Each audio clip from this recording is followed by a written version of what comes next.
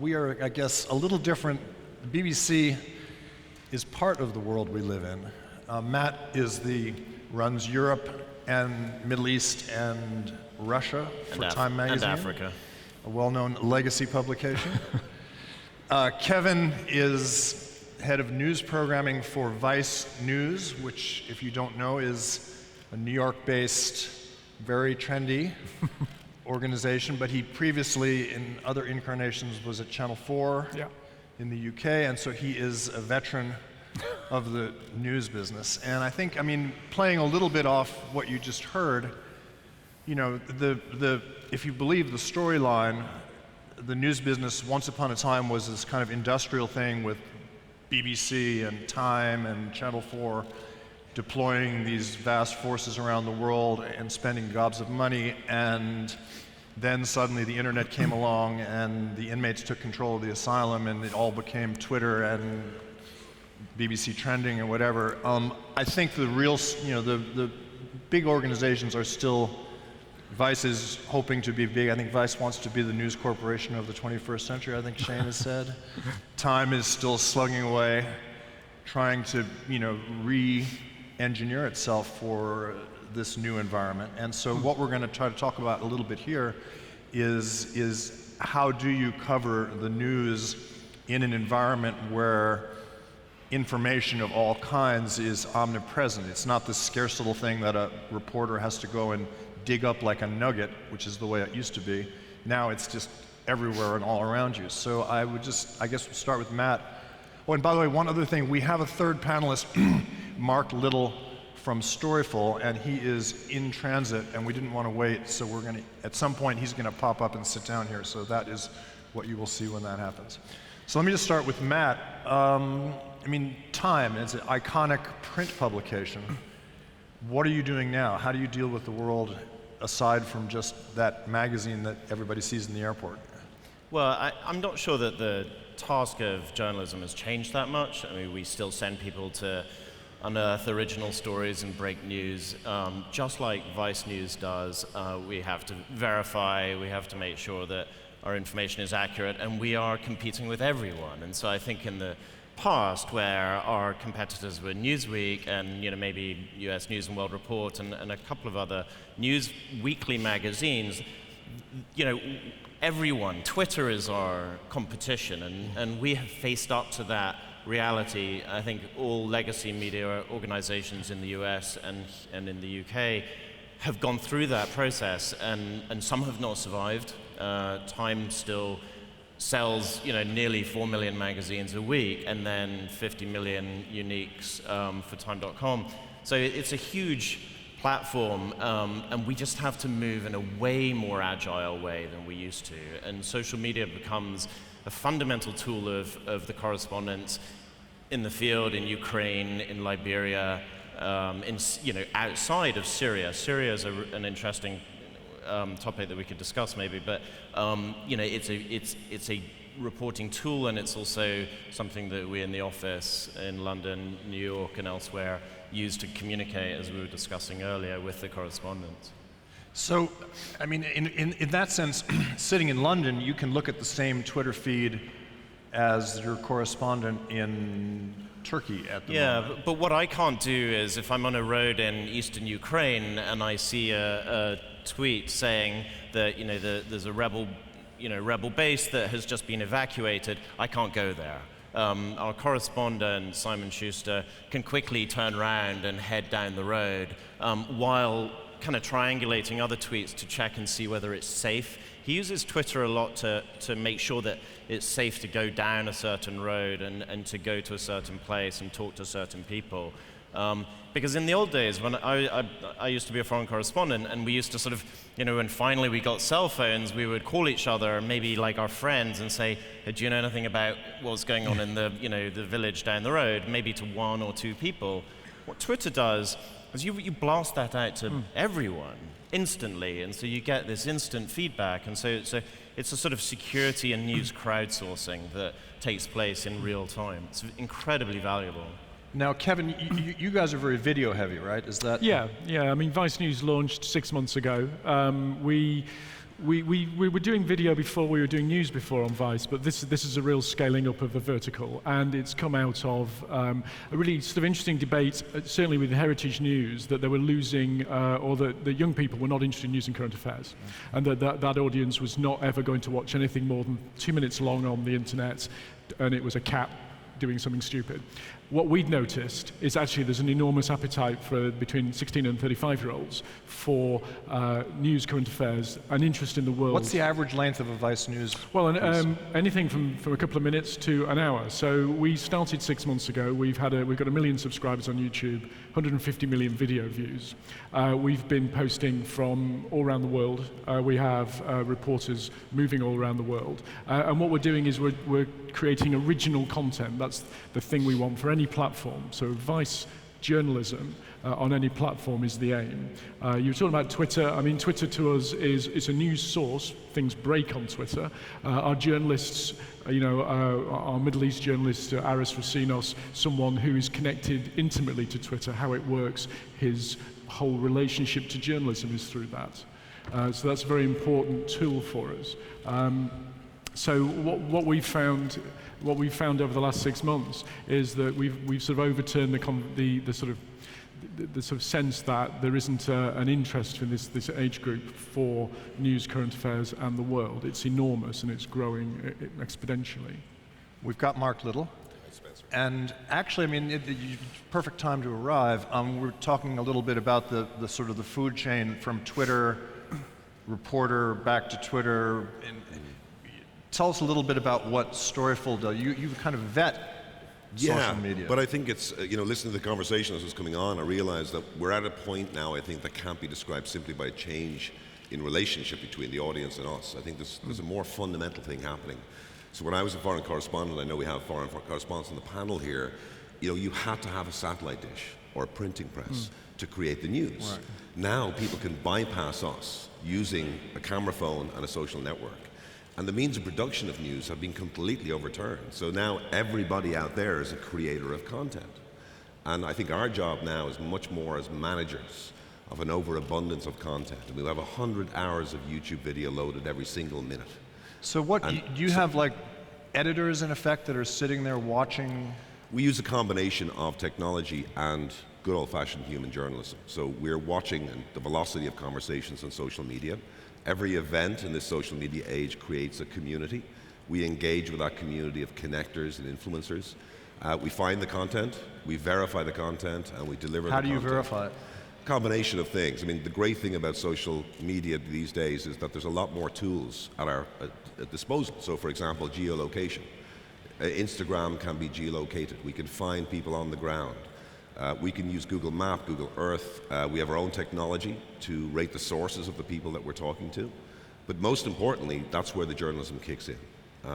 Simple things like watching in Syria for where the minaret is in the background of a video, or what the shadow is, tallying that with the uploader's profile and history.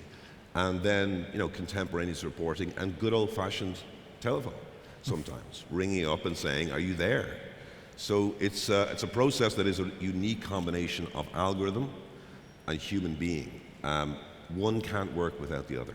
I mean, once upon a time, you mentioned that in the old days the means of distribution for information were limited, and so you had news organizations on the one. You also had governments, and so, for instance, if you wanted to know what the Chinese government thought, you just listened to the People's Daily radio station or whatever.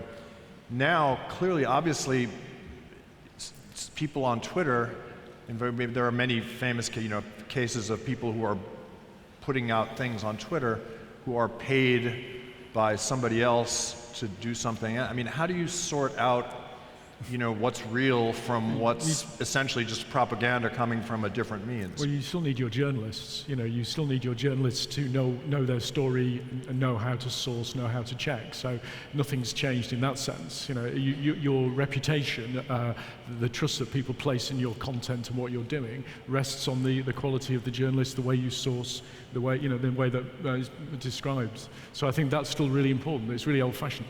It's can I make it? Can I find it out? Is it true? Can I source it? Will I stand by it? Making, particularly Vice News, that level of trust is really important. So that's quite old-fashioned journalism. You know, I've got a story. Does it stand up? Is it true? And what are my sources? But now, what about? I mean, you know, there are people. I mean, as we were the BBC lady was up here before from BBC Trending. I mean, there are people who basically look at their Twitter stream rather than going to Vice News or Time.com. There's value in that, and there's huge value in StoryFul, but I also think there's still a role for original reporting. And I was talking to our former Syria correspondent about this yesterday, and she said that you remember there was a video of a guy apparently eating a dead Syrian soldier. So she had seen that video, she'd been shown it in person, not online, some weeks before, and so we had this, you know, amazing story, the cannibal, you know, how awful is that? And it was a very strong story.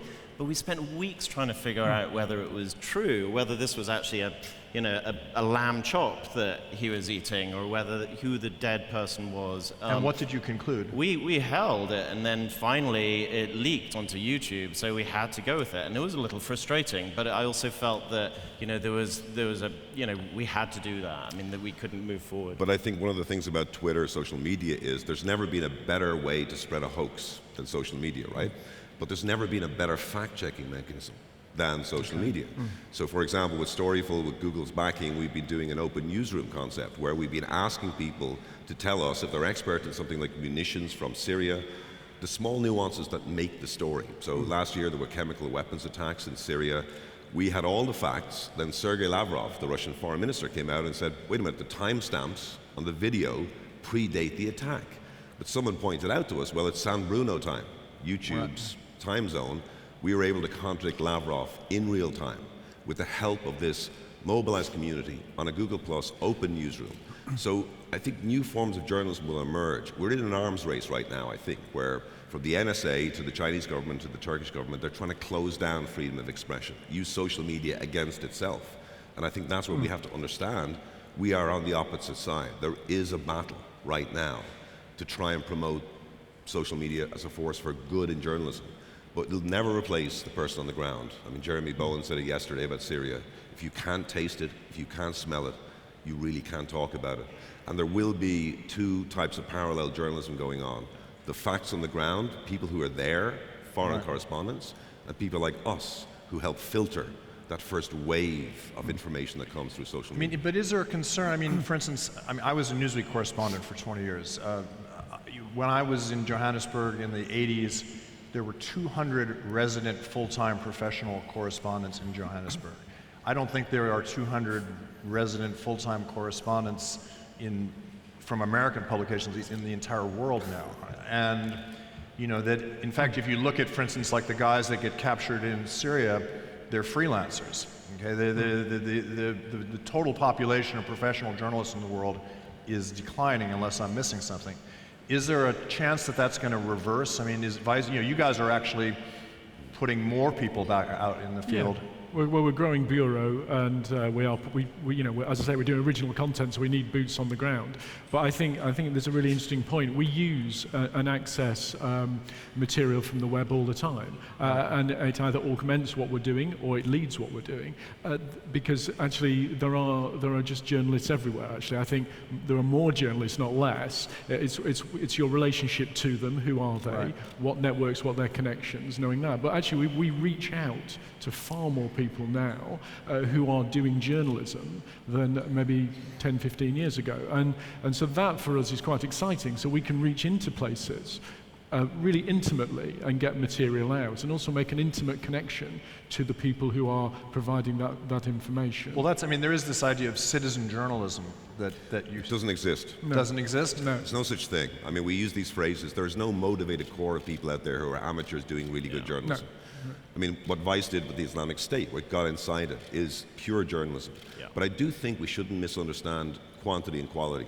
Like, I remember being in South Lebanon in 2006, there were 60 journalists in one hotel around a pool, phoning back to their headquarters to see what was going on, where they were.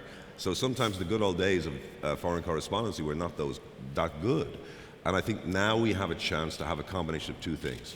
Authenticity from the ground, and great old-fashioned reporting like what Vice did with the Islamic State. I think that there was a period that we were in maybe 10 years ago, even 5 years ago, where the orthodoxy was that the world doesn't care about foreign news, and what Vice, BuzzFeed, Mashable, numerous other startups are doing by hiring correspondents is showing that and getting amazing traffic and producing pretty amazing stuff like the Islamic State, as you say. That's incredibly encouraging to even an old brand like Time, because we all need competition, and so I absolutely see the BuzzFeed correspondent in the Middle East as the competition as well as the colleague of our Middle East correspondent, and that's very encouraging.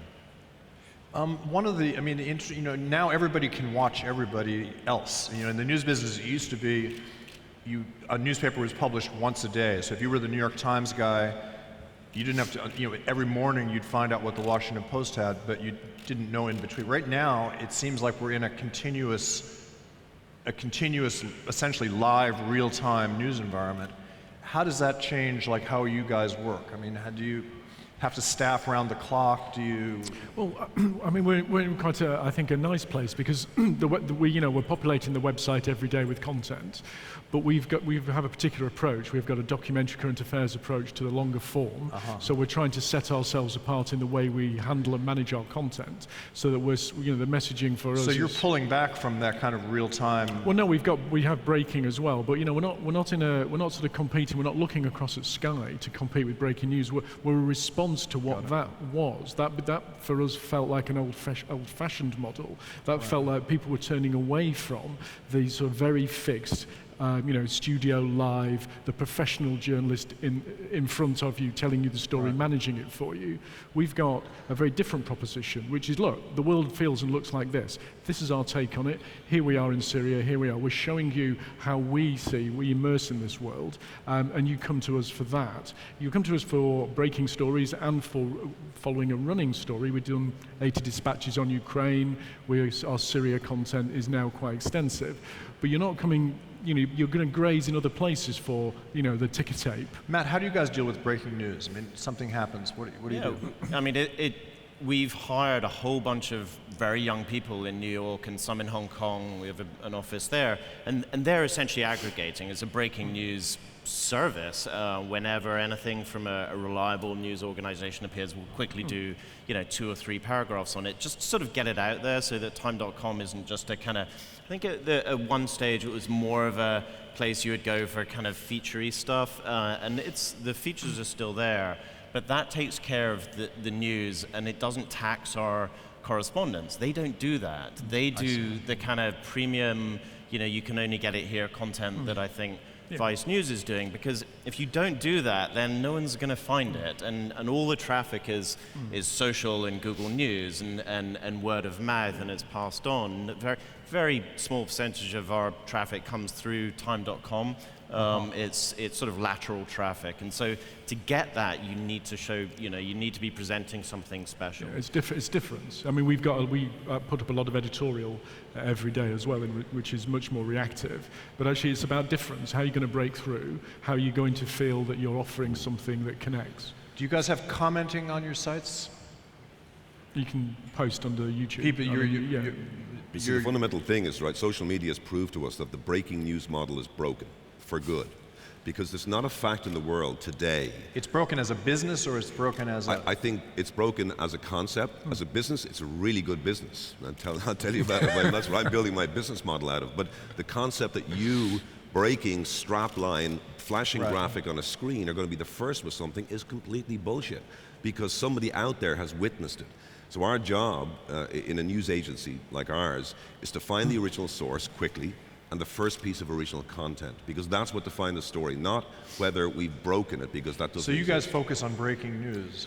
Yes, very much so. We do a wide range of things, of course, the narrative as it develops, but the key thing for us is to find the first piece of content that will define the story, the video, the image, the tweet. And for us, the most important thing, we have Hong Kong, we have New York, we have Dublin, we've got 40 journalists looking in real time for the original source. There's always someone closer to the story. So you're trying to get back to where it emanated from? Yeah, it's one thing for AP or for Reuters or for anybody to break a story, or at least say they've broken it. For us, the most important thing is who's the person on the ground with the camera phone standing there right now. Official sources are generally wrong. And authenticity has replaced authority as the currency of this new environment. As long as you understand that, we can start putting together breaking news again. But right now, we haven't. And that's what I think is a fundamental change at the moment in breaking news. What about, I mean, there's this kind of notion of agenda setting and what's important in the world and what's not. And it used to, like the convention in America was that all the editors of all the TV channels read the New York Times every morning. And that's basically how they did their editorial schedule for the day, was whatever was on the front of the New York Times. Is that falling apart? I mean, is there a sense that the world... You know, the New York Times, front page of the New York Times remains absolutely the most powerful, you know, platform in daily journalism, I think, and the website even more so. But it's now just, it's the first among equals, I would say, and certainly with, you know, it influences us every day because it just has such a loud bullhorn. But I mean, if there's something else popping up from another source, I mean, we wouldn't hesitate to move. I think we have a different response to that, which is that we, in the way that we noticed that, say, television news and 24-hour news had become this sort of slightly worn-out format, also the way that the agenda was set was also everybody running in one direction after one story. And I think what's important now is actually, you know, you don't do that. You don't look at the front of the New York Times in any other particular way than anybody else. You're looking on Twitter for things. You're looking all over the place. And actually, what we're commissioning is what we think is interesting and you should know about, and that can be anywhere. And so, yes, we'll do Ukraine and we'll do the big stories we think we've got something to say about. But actually, we're reaching out all over the place and saying, you know what, over there, that place that nobody's bothering to go, actually is really important to know about. So I think it's not anymore, it's the way you think the breaking news model's broken. We're not chasing after other media organizations and their agendas, not interested in that. Got our own way of looking at things now. But by definition, we know that in the New York Times newsroom on whatever 40th and 8th in New York City, they're probably going to hear about something 5-10 minutes after it's happened. So the key for us is to look at every event as a community. So I remember the Arab Spring started with a simple hashtag, Sidi Bouzid in Arabic, which was the town where a man called Mohammed Bouazizi set himself on fire. That was the beginning of the Arab Spring. You could see that happening a week before anyone picked it up in New York or Dublin or London. If you listen to the connectors and influencers in communities organized in social media, they're the people that are going to set your front page agenda. They're the people who can tell you that in Hong Kong, this extra protest that's just happening is more. There's something real here. And I think that's what's so liberating for me as a journalist who used to read the New York Times, the Irish Times, to get my agenda set. I don't need to, because there's communities there organizing themselves who are so much better. Unfortunately, the breaking news here is that we are 30 seconds over our time. And so we're going to have to say goodbye to you all, but thank you for being with us, and we'll continue the conversation. So.